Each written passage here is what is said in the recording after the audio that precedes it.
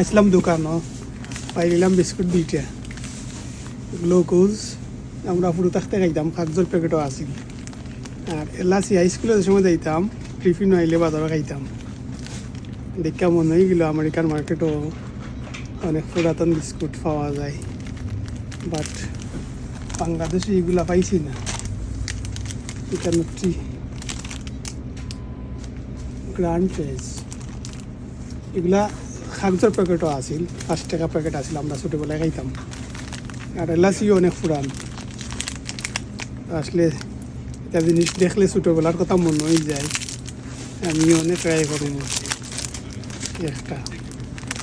ছোটোবেলার pineapple biscuit আমি আমার জন্য অনেক ট্রাই করছি পাইনি সার্চ মারছি গুগলে